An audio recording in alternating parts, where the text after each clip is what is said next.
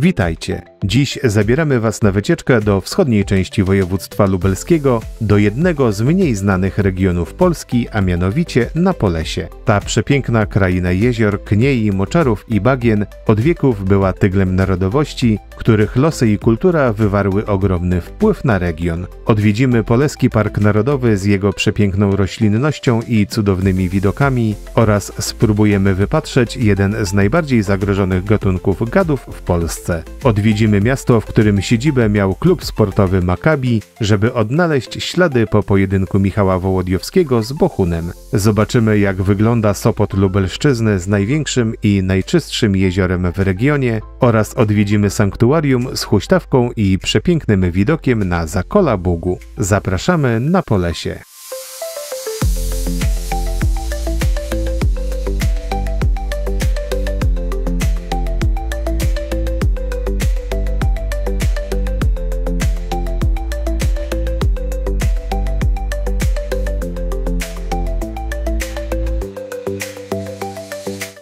Cieszymy się, że odwiedzacie z nami Polesie. Zachęcamy do subskrypcji naszego kanału, bo co tydzień publikujemy na nim filmy pokazujące atrakcje Polski, które warto zobaczyć. Będzie nam również bardzo miło, jeśli docenicie naszą pracę łapką w górę i komentarzem, dzięki czemu algorytmy YouTube'a pozwolą nam dotrzeć do nowych widzów.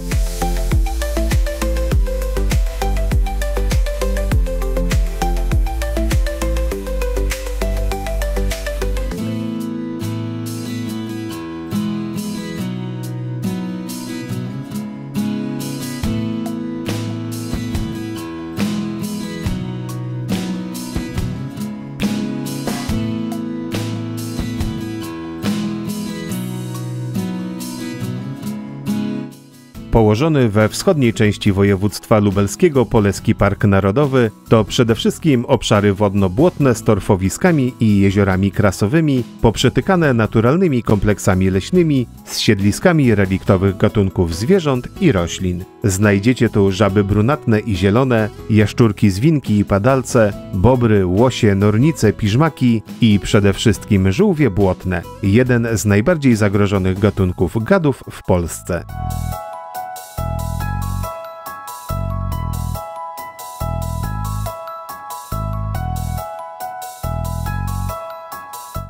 Poleski Park Narodowy jest dobrze przygotowany na przyjęcie turystów. Wyznaczono tu szlaki piesze, rowerowe i konne, pozwalające poznać walory przyrodnicze terenu. Ciekawie poprowadzone ścieżki dydaktyczne i wieże widokowe pozwalają na podziwianie nie tylko krajobrazów dziewiczej przyrody, ale także na podpatrywanie życia licznych zwierząt. Ustawiono przy nich ławki, wiaty i tablice informacyjne, które ułatwiają podglądanie natury z bliska. Najpopularniejsze z nich to Dąb Dominik z największą atrakcją w postaci zarastającego jeziora Moszne, na którym unosi się kożuch mchów i torfowców. Ścieżka Perechot, przeznaczona głównie dla miłośników ptaków, umożliwia podziwianie licznie występujących tu gatunków. Czy ścieżka Czachary, na której można spotkać łosie i jelenie czy żurawie.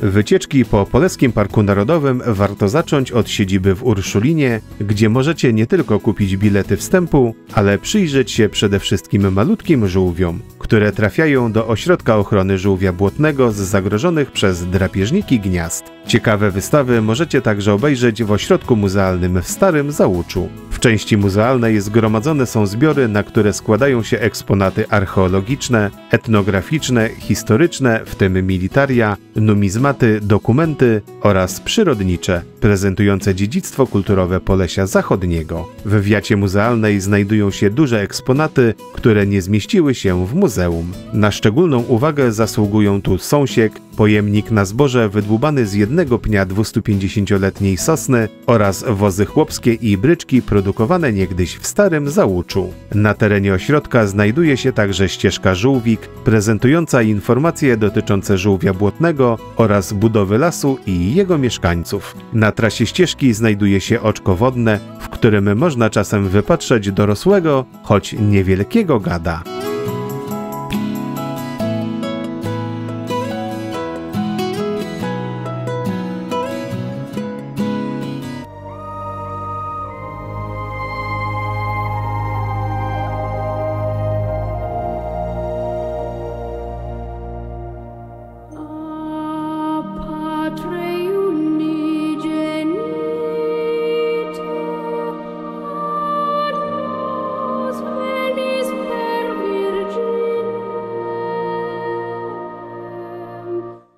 Włodawa to wyjątkowe miasto tuż przy granicy z Białorusią, w którym do dziś panuje klimat dawnych kresowych miasteczek. Tu czas płynie inaczej. Życie wydaje się być spokojniejsze, pełne ciepła i serdeczności mieszkańców, dalekie od wielkomiejskiego wyścigu szczurów. To miejsce, gdzie przed wiekami spotkały się 3 narody i kultury i tak pozostało do dziś.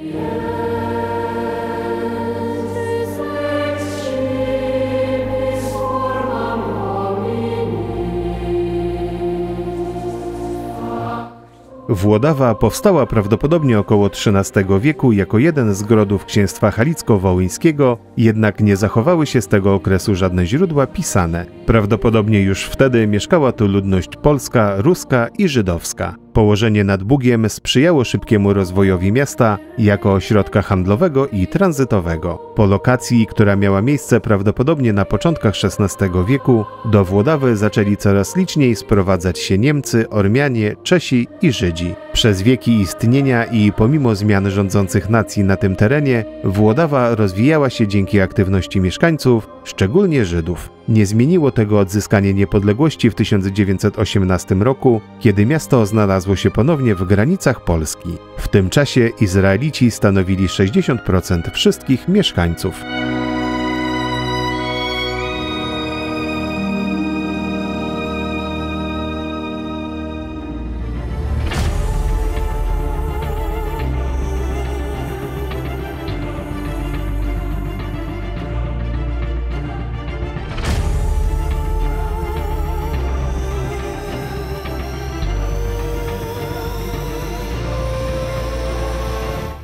Był tu Bet Midrasz, dom modlitwy, szkoła Talmud Tora, mykwa i cmentarz żydowski. Działały także 2 kapele klezmerskie, klub sportowy Makabi i oczywiście zespół synagogalny składający się z wielkiej i małej synagogi oraz domu pokachalnego. Wielka synagoga zbudowana została w latach 1764-1774 w stylu późnego baroku, w miejscu starej drewnianej bożnicy. Jest jednym z najcenniejszych zabytków sakralnej architektury żydowskiej w Polsce. Składa się z sali modlitw, do której przylegają parterowe babińce. W latach niemieckiej okupacji została sprofanowana przez okupantów, którym służyła za magazyn wojskowy. Zniszczono wówczas niemal całe wyposażenie. Zachowała się tylko neobarokowa szafa ołtarzowa Aron HaKodesh z roku 1936. Dekoracja ścian przedstawia popularne w żydowskiej mistyce i sztuce zwierzęta o szerokiej symbolice religijnej.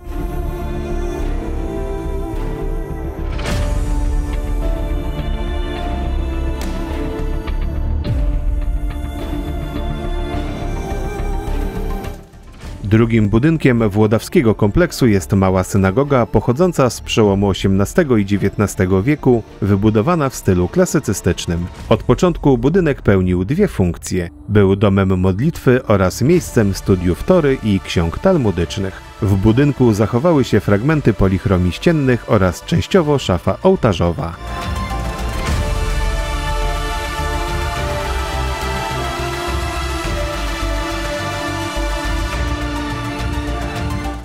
Holokaust zmienił diametralnie oblicze miasteczka, które było już wówczas typowym sztetlem. Większość żydowskich mieszkańców Włodawy zginęła w obozie zagłady w Sobiborze. Po wojnie pożydowskie budynki wykorzystywano m.in. jako magazyny, zaś macewy z cmentarza służyły często do brukowania ulic. Po wojnie jeszcze długo toczyły się tu walki między oddziałami antykomunistycznej partyzantki oraz UPA, a siłami bezpieczeństwa.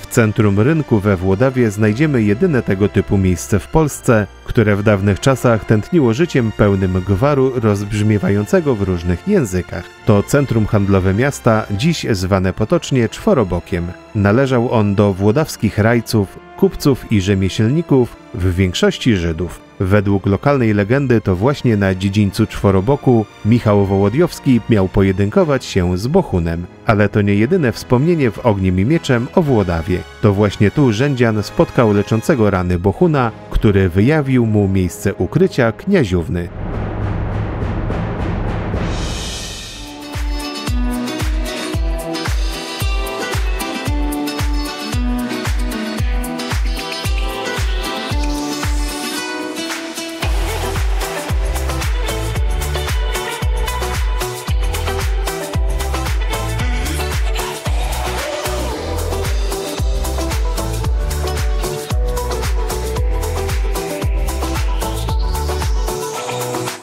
Okuninka to niewielka miejscowość letniskowa położona nad Jeziorem Białym na Pojezierzu Łęczyńsko-Włodawskim. Przez większą część roku cicha i spokojna, w sezonie letnim staje się najpopularniejszym kurortem wypoczynkowym w regionie. Pełno tu ośrodków wczasowych, pensjonatów, kwater i domków letniskowych, które przyciągają ogromną rzeszę turystów. W lecie działa tu kilka restauracji i barów i 3 duże dyskoteki. A co tak przyciąga tu wczasowiczów? Oczywiście jedno z najpiękniejszych jezior i jedyne mające pierwszą klasę czystości w regionie – Jezioro Białe.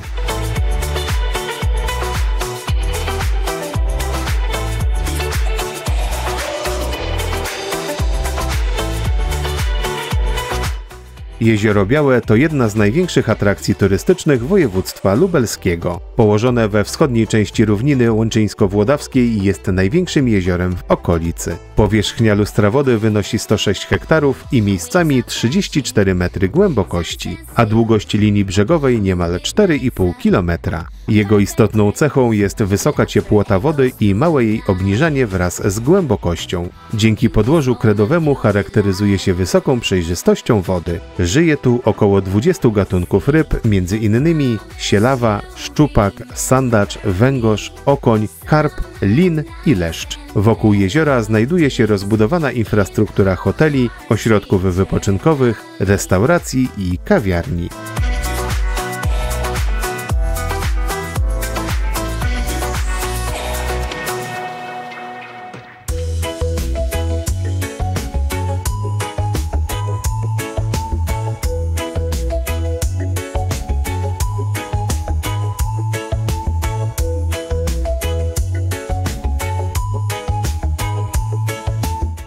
Coraz częściej wyruszając z nami na wirtualne wycieczki pytacie, gdzie zjeść coś smacznego i gdzie przenocować. Dlatego dziś złamiemy się i pokażemy Wam ciekawy ośrodek, do którego chce się wracać.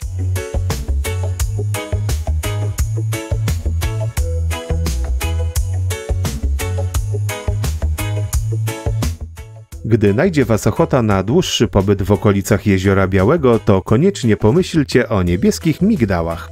Nie każemy Wam marzyć i myśleć o rzeczach pięknych i nieziemskich, możecie te swoje marzenia zrealizować. Jeśli szukacie super luksusu, to tu go nie znajdziecie. Czeka Was za to serdeczne przyjęcie, bo klimat miejsca tworzą wyjątkowi ludzie, a taka jest ekipa w niebieskich migdałach. I co jeszcze? Rewelacyjna kuchnia. Koniecznie spróbujcie placków ziemniaczanych.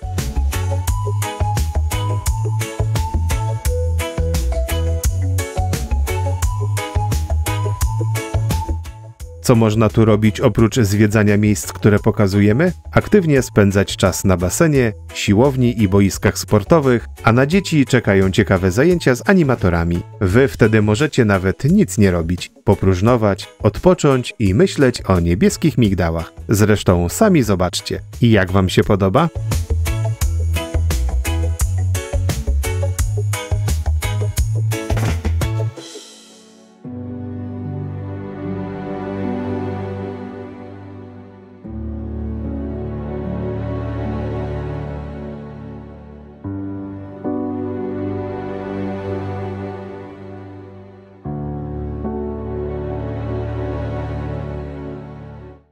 Orchówek to mała wioska położona na bocznej trasie z Włodawy do Okuninki i Sobiboru. Pięknie położona nad Bugiem, oprócz wspaniałych widoków, jest też miejscem o dużej wartości religijnej i historycznej. Znajduje się tu sanktuarium Matki Boskiej Pocieszenia ze słynącym łaskami obrazem.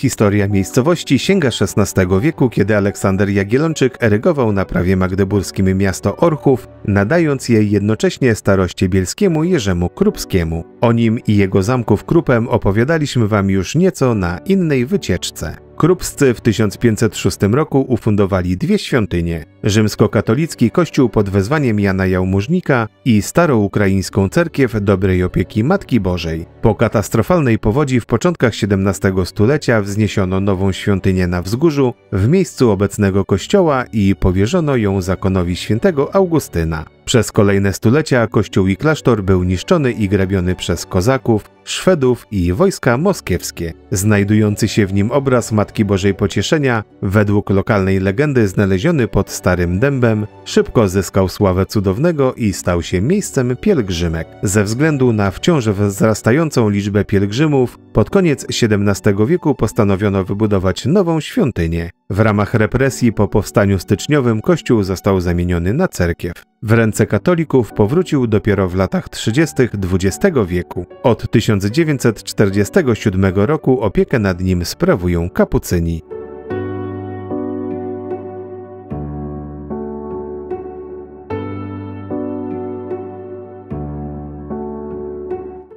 Modernizowany do XIX wieku kościół w Orchówku jest jednym z ciekawszych zabytków barokowych na Lubelszczyźnie. W jego wnętrzu możemy podziwiać zabytkowe ołtarze, ambonę i konfesjonały, a także obraz Matki Boskiej Pocieszenia, który jest głównym celem pielgrzymek. Najważniejsze uroczystości odbywają się 15 września. W tym dniu do Orchówka przybywają tysiące wiernych, aby uczcić Matkę Boską Pocieszenia i prosić o jej wstawiennictwo. Wokół sanktuarium rozciąga się park, który jest idealnym miejscem do chwili wytchnienia i kontemplacji, w tym słynna huśtawka z przepięknym widokiem na Zakole Bugu. Nieco niżej znajdziecie także świetnie przygotowane miejsce na piknik z dużą altaną i miejscem grillowym.